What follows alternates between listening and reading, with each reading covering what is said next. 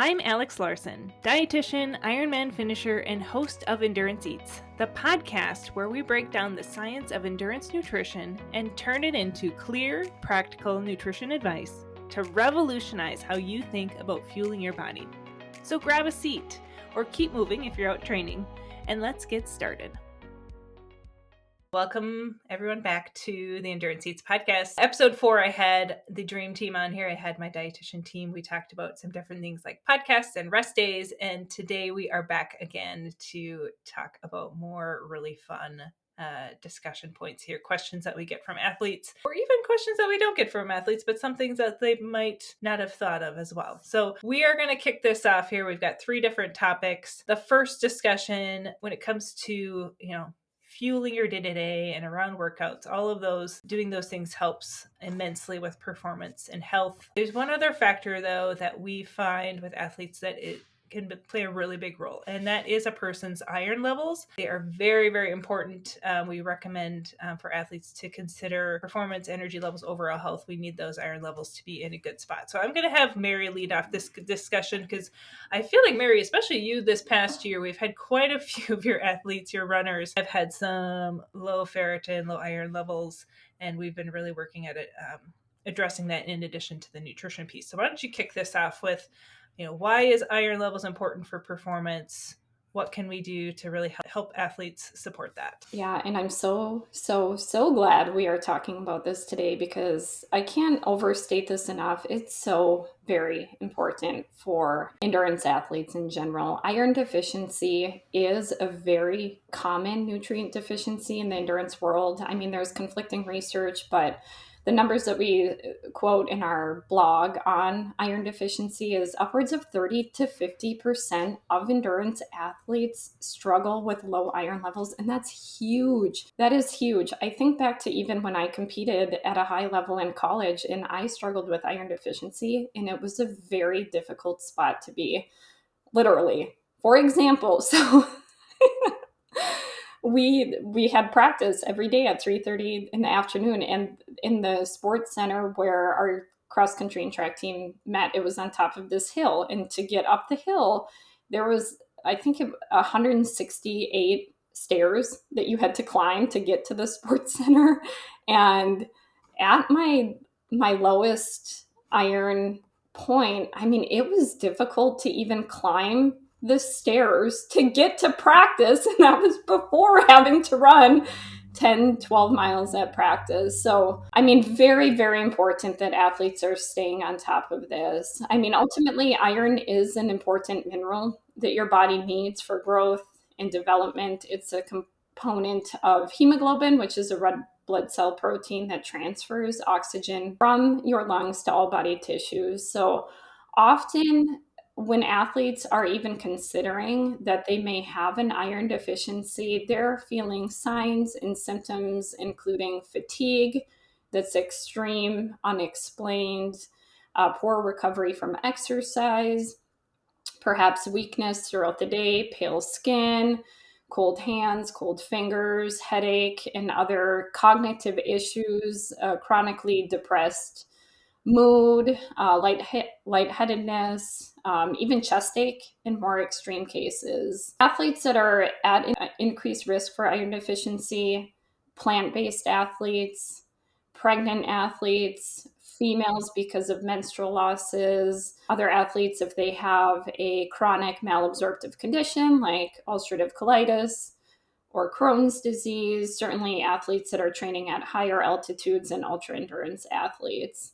When athletes have iron deficiency, they often ask, why me, right? Why me? Why am I struggling with this? And unfortunately, especially with my runners, I mean, I think back to the athletes that I work with last year that had iron deficiency, and there were a lot of them. I think at least a dozen, unfortunately, because it's just simply such a strong correlation with our sport. Is with running in general, you have increased hemolysis, which is red blood cell breakdown. So you have the literal red blood cell breakdown. You also have increased iron losses in your sweat and urine, microscopic losses in your poop. And of course, for the female athletes that are menstruating, you're going to have more iron losses with that. So all that to say, What we know about iron and iron deficiency is it is a very, very common deficiency with endurance athletes. And where do you start? It's important to start with simply knowing your numbers. I mean, I work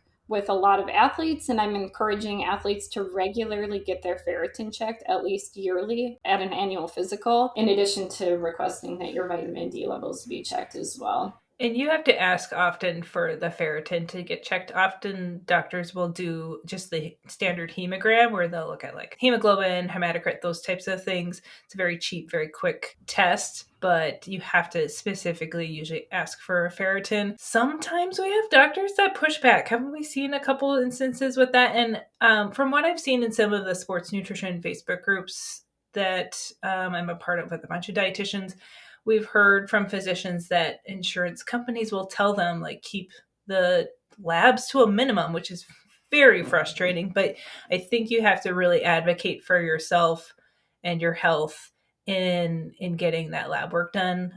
If you're going to go in for an annual exam, or messaging your doctor, say, hey, can you order some labs? I just want my ferritin checked and a hemoglobin checked.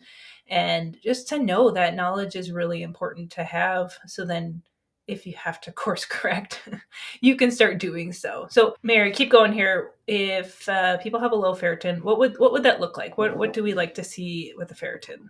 Can I just interject one thing? If you do get pushback, one thing you can do, there is a company called Any Lab Test Now. I don't know if you guys are familiar with it. There's several locations in the Minneapolis area. So for our Minnesota athletes, but you can do a standalone ferritin test for $49. So you make your own lab test appointment. You can go in and see what your lab test is. There is obviously, we have to have some knowledge around what should a number look like. I'm sure Mary will talk about like what should we be looking for above a certain number. But if you're running into issues where getting the ferritin tested and you're like, you know what, I don't even want to deal with this, Any Lab Test Now is a possible solution to that, where you could test and just know. It's always like we always say, test, don't guess. So that's a possible thing that you could do. I love that. Yeah. I love that. And wherever you are, there usually is other options, or you can switch doctors. Sometimes, switching your physician, if the one's not jiving with you, is very much an option as well. Yeah, and where you should be, I mean, the normal range for men is 20. It's a very, very wide range. 24 on the very low end to 336 micrograms per liter. Such a wide for range. Women, 11 to 307. So that's a huge range. And to your point, Alex, is and this was actually many of my athletes last year, is their ferritin fell on the very low end of the normal range for a female, 11. You still have iron deficiency. Yeah. Right. And they know that now because they requested their ferritin be checked. They still have iron deficiency. They should really be supplementing at that point, or investigating the causes of then why you're having that iron deficiency. Right. And usually it's a matter of they're not supplementing and not supplementing appropriately.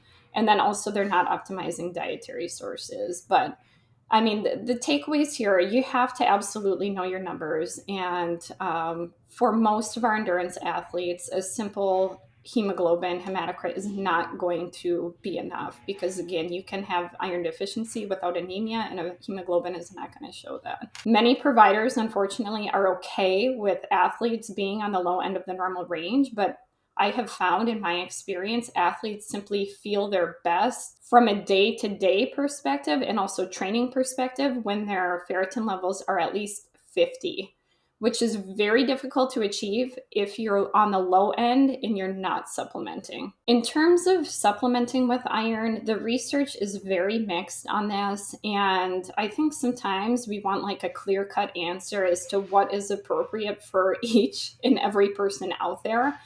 Unfortunately, there's not a one-size-fits-all, because with the various forms of iron supplements, ferrous sulfate and ferrous gluconate, oftentimes those tend to cause unwanted GI issues, constipation, and or diarrhea, which is or just an upset stomach too, especially if you take it on. You're supposed to, ideally you want to take it on an empty stomach, but then it just wreaks havoc on. I mean, you don't. I've taken my iron supplement in the morning, and I was like, oh, I'm never doing that again, because I felt terrible for at least an hour. I tend to take mine in the evening at bedtime. It's brutal. Absolutely. Like they're hard on the gut. Right. Yeah. And to your point, most iron supplements, like Alex said, you want to take it at least an hour before eating or 2 hours post eating. But if it's wreaking havoc on your gut, you're not doing it consistently because it's wreaking havoc on your gut. So you're not even getting in the full benefit because you're taking it inconsistently. So all that to say is it's really important to establish with a good primary care doctor who can help guide you through this and is willing to work with you, and perhaps working with a sports dietitian, because for most of my athletes, we're talking consistently about, okay, let's set a target iron goal. For females, it's going to be at least 18 milligrams per day. What are some dietary sources that we can include on a consistent basis that you enjoy, right? Because if you're not doing it day in and day out, it's going to be a moot point. Yeah, and pairing it with some vitamin C can help with absorption. And what's the things that can inhibit it? Calcium. So if you pair either iron supplement or your iron-rich foods with some calcium, magnesium, caffeine, those tannins in coffee, those things can prevent the absorption, and we don't want that either. So you have to also be considerate of timing. If you're taking all of your supplements at once, like a multivitamin with calcium and your iron at the same time, you might be canceling out that iron a little bit. So you have to kind of be strategic in timing, which again is why I take my iron in the evening, because I usually will do my multi in the morning and my protein shake in the morning, which has calcium in it. So you have to be thoughtful of that as well. And even if your ferritin levels are in a decent level, it's not a bad idea to just make sure you're including those iron-rich foods, especially if you're kind of getting to a point where your training's going to ramp up, or if you're heading to, let's say, Leadville, you're heading somewhere that's high altitude, your body is going to need to make additional red blood cells when you're at that higher altitude and there's less oxygen in the air. So it's very, very important months in advance before heading somewhere like Leadville, or, if you're heading up to the Alps, somewhere like that, you need to make sure, get your ferritin checked months in advance, and then course correct with some iron in your diet and then a supplement to really get those levels at a nice range, so you can feel your best in those higher elevation areas.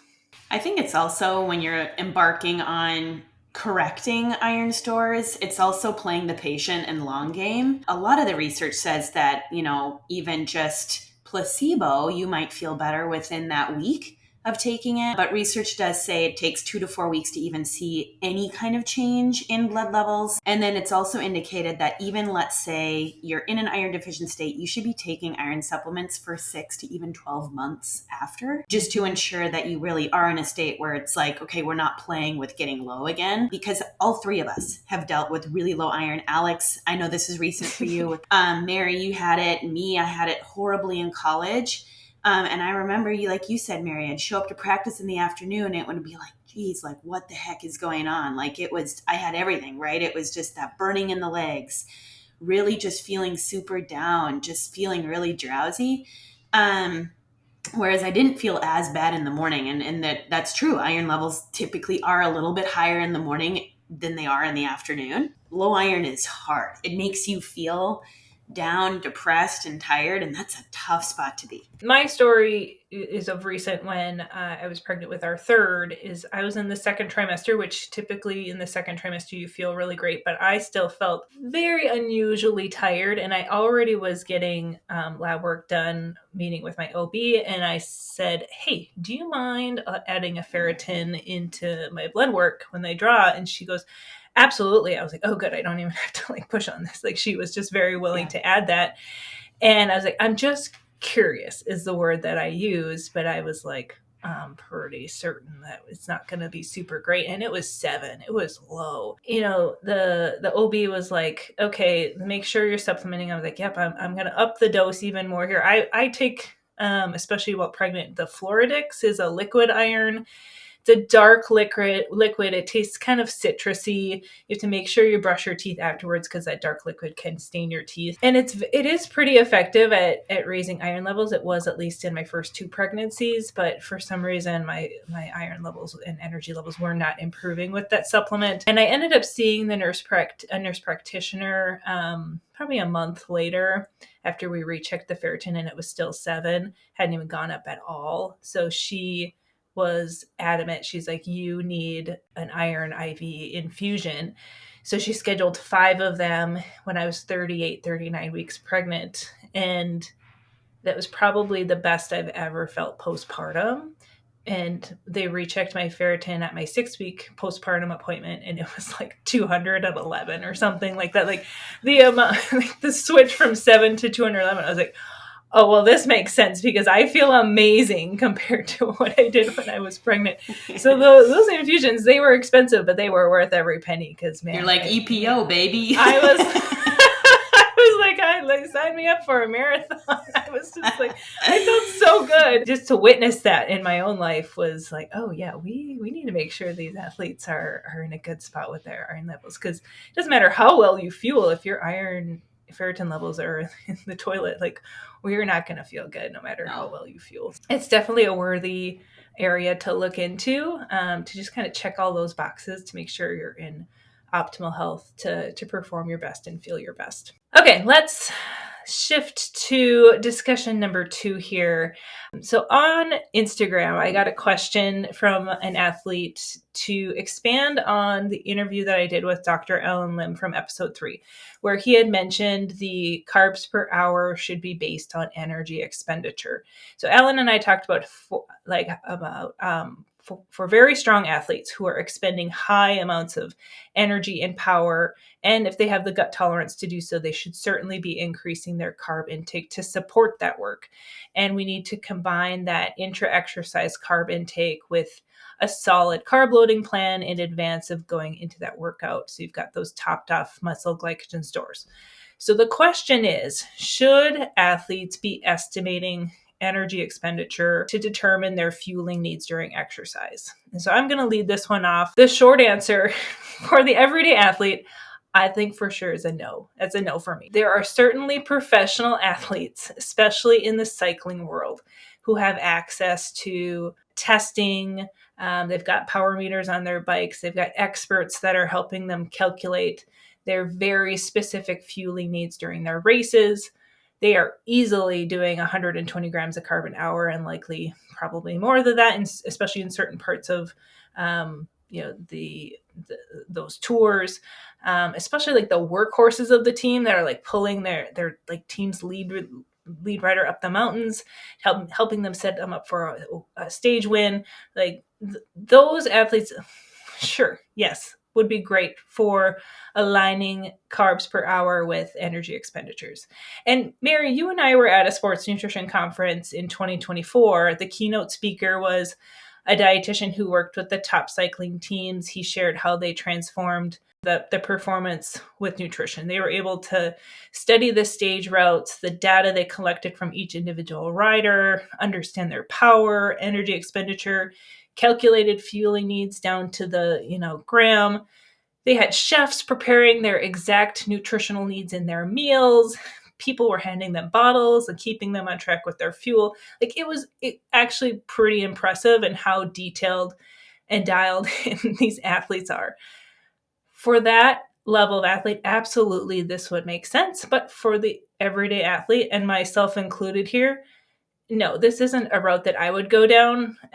Thinking about discussing this question, I actually went on like my trainer road plan. I pulled a workout and was trying to calculate like what my carbs per hour should be based off of the power from that workout. And I was like, oh my God, this makes my brain hurt. Like my soul is all about simplifying things.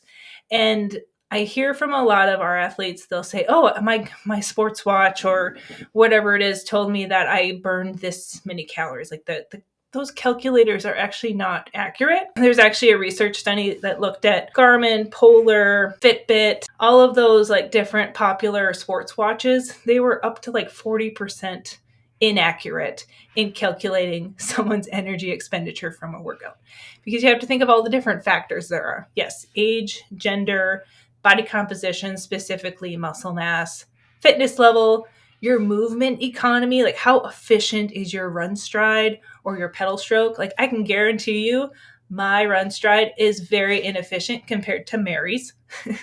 I guarantee that. Our environmental conditions, if it's very hot, if it's very cold conditions, we're going to have a higher energy expenditure because our body altitude. is a higher altitude. Yep, you're going to be burning more energy. For individuals that menstruate, where you are in your cycle will shift your energy expenditure. If you're in the luteal phase, usually our metabolism is slightly higher than in the follicular phase. So there's all these little idiosyncrasies that make it really difficult to actually accurately estimate energy expenditure. There's a very high potential of margin of error to determine like carb needs based off of that. So again, I can't stand complicated. If a pro cycling team asked me to work with them, I probably would decline because I don't want to work out with creating spreadsheets and math and data of all of those members. Like my heart and soul is with the real world athletes where we can keep things simple and prevent overwhelm and just help you feel your best and like crush your races. That's like where my heart is. And so for me, like in working with athletes that we do, like I'm usually typically helping them successfully get to 60 to 90 grams of carb per hour with some gut tolerance there, right? Like that's where I want to get started. Helping them fuel well in advance so they've got good glycogen energy stores available is a great place to start. And then for our higher level athletes who are at 90, putting out maybe a lot of power on the bike or really like putting out a lot of energy in their running, yeah, we can certainly go above 90 grams of carb an hour. And I told this story in episode 1 when I talked about, athletes going above to that 120 grams. I used the example of Hanna, this athlete, the triathlete from summer 2024 training for an Ironman. You were on maternity leave, so I was working with him. And no matter with those long bike rides, we were doing 90. And then he's like, I'm kind of feeling kind of hungry towards the end. I'm like, okay, let's do 100. Let's see how that feels. And then he's like, yeah, I feel like I still get a little hungry and a little I still feel like there's room for more. I'm like, okay, let's do 110. And he had like gut tolerance. And so then eventually we got to 120. And then when you came back from maternity leave, I was like, he's at 120 and feeling good. The only thing that we adjusted was in the last hour before he switched to the run, he would dial it back a little bit just because he started the run with a little bit of upset stomach. That was the only tweak that we really made. So there was some timing of it. But yeah, he did so great. He was just like a machine with carbohydrates.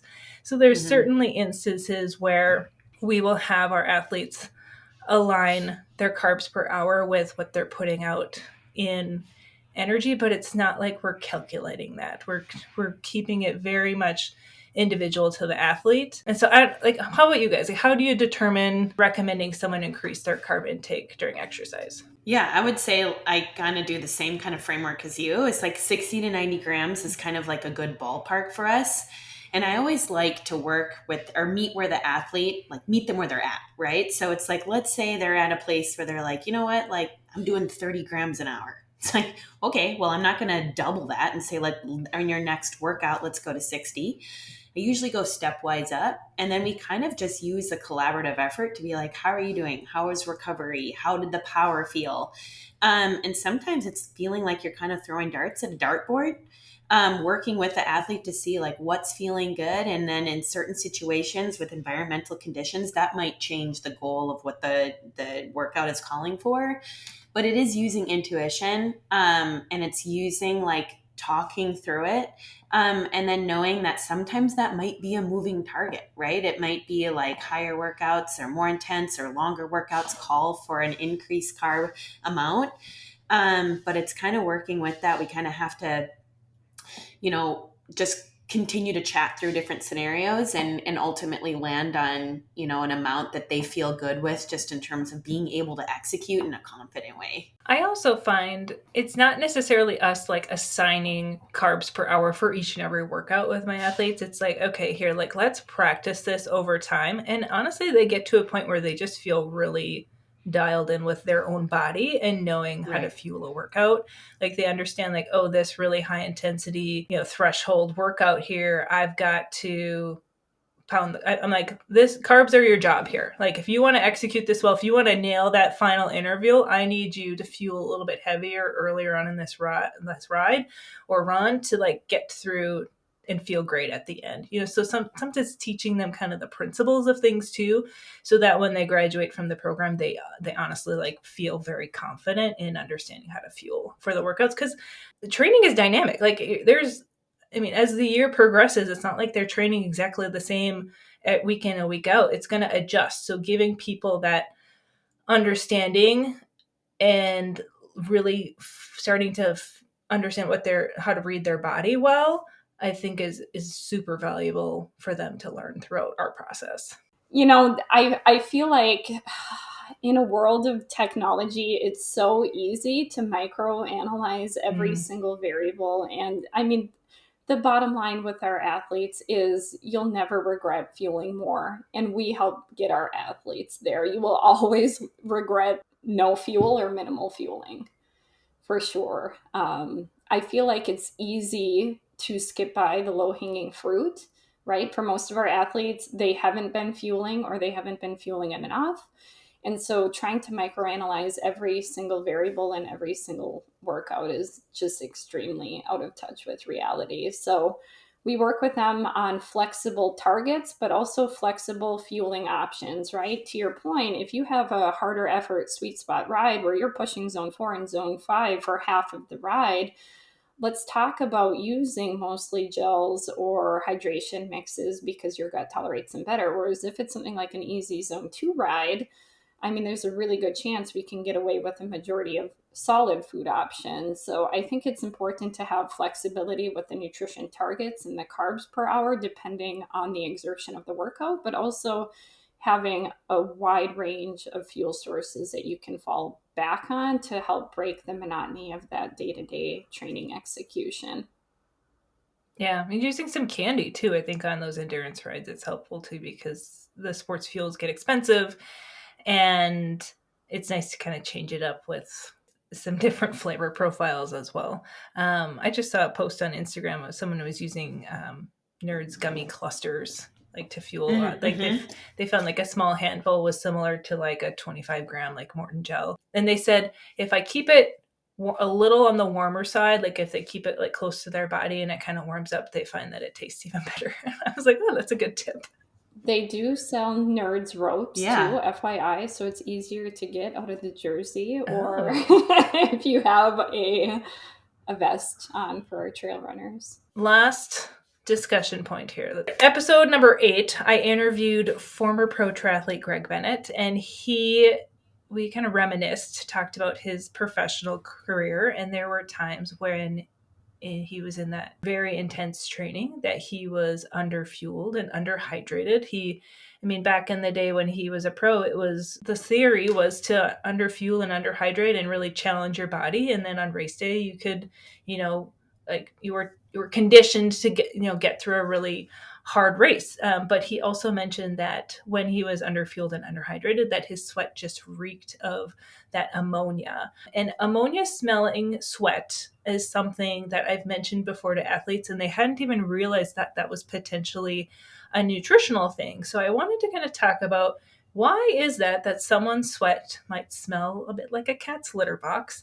And Hannah, I'm going to have you lead this one off.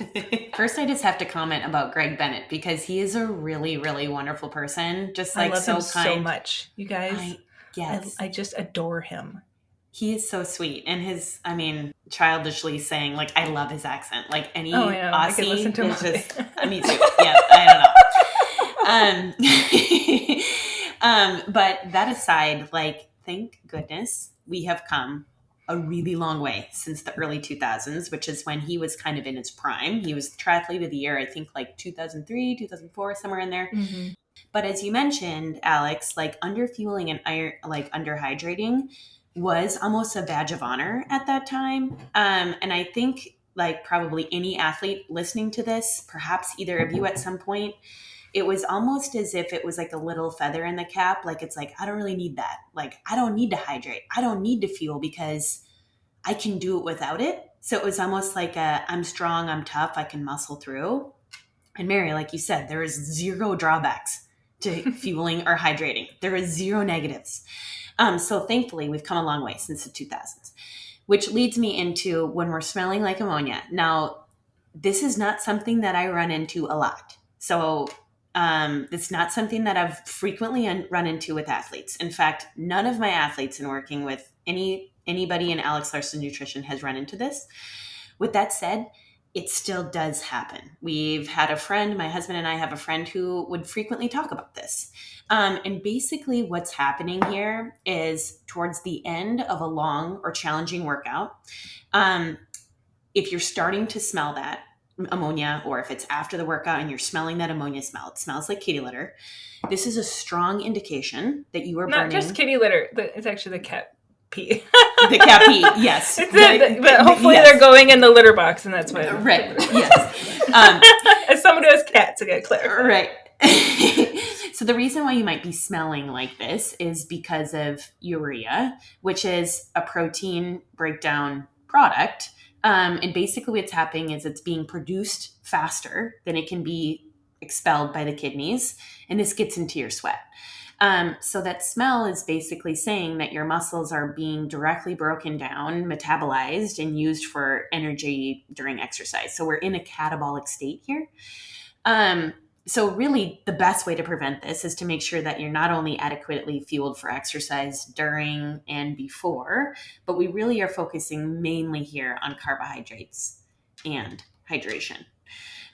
So one thing that I was kind of doing some like research and thinking on before our conversation today is really thinking like, how quickly can this happen? Is it one of those things you're low carbohydrate for a period of time? Is it just like dependent on the intensity of the workout?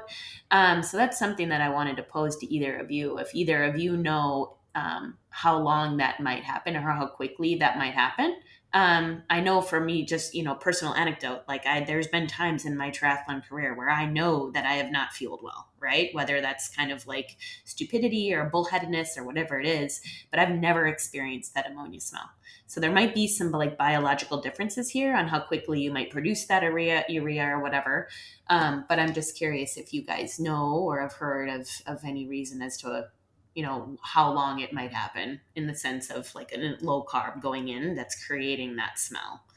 Yeah, I've never had it with myself, but I also keep myself, carbs are never difficult for me to get in my diet. I did have a run coach that had brought this question up, and which is what kind of spurred me to talk about it today. Because he's like, I eat quite a bit of carbs in my day-to-day and in my fueling. He goes, and I'm still noticing this smell. And my thought for him was like, I would try making sure you're really hydrating well. I'm wondering, and he's like, oh yeah, I'm not real great about my hydration. And so if he's really that dehydrated and his sweat is that concentrated, there could be, there's always a little bit of muscle breakdown with a workout. But if he's really dehydrated, was like, that might be a reason. But it was, and the other thing too is like, there could be like some renal failure going on. There could be some really big health concern as well that you might have to go and visit with your doctor about and just make sure like you got good kidney function and like there's not like an underlying problem that's going on as well. Sometimes the body is sending signals for other reasons as well. So I don't know about timing of how quickly it would happen. But if it's something that people are noticing pretty chronically, I would definitely look at carb intake in the day-to-day, making sure you have got good glycogen stores to support that, and also making sure you're fueling the workouts itself adequately. I jokingly said prior, fortunately, our Alex Nutrition athletes, our sweat smells like maple syrup and Pop-Tart filling. What they talk about with like people who are keto diet based or low carb based, they tend to have really bad smelling breath. They tend to have an odor to them, and this would be why. And it's just another reason why you shouldn't go down the keto or the low carb route, is because, especially if you're single, like you're never going to find someone in life if you stink. For sure. You're going to be tired and you're going to stink. Yeah. So, I mean, I feel like I already like don't smell great all the time just because I'm training, day in and day out. I at least don't smell like cat piss. Like that's a good thing. Like my husband would be like, "What?" My husband would be like, "What is wrong with you?" And he is like, he can't tell any. Like, I started wearing perfume recently. I was like, I'm gonna try out some different like nice perfumes, and he doesn't smell any of them. I was like, "Do any of them smell good to you?" He was like, "I didn't even notice you put that on." And I was like, "Oh, okay. What's wrong with you? There's something wrong with this." He'd be like, "Are you burning a candle?" He just like has no sense of smell, so I don't even know if it really matters for him. But yeah, like for the low carb keto people, they definitely are. If you notice they smell, now you know why. And if you yourself notice that your sweat is a little bit more on the ammonia-ish, it might be something to look at for hydration and those carbs as well. Yeah, it just goes back to like reading body cues, like as you mentioned, like as we in our previous question, it's just really leaning on the intuition. Ladies, this was great. We'll have to do this again for season 2.